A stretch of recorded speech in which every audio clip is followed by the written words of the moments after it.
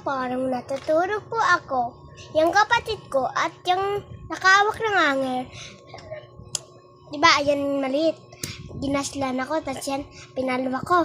Bigla akong nakatulog, guys. Grabe!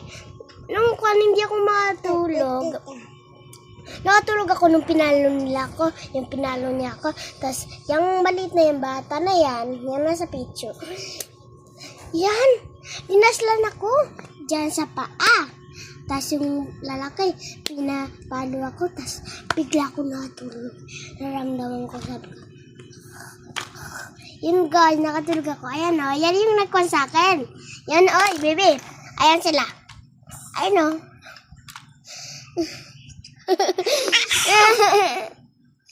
Sige po, bye-bye po. Bye-bye po.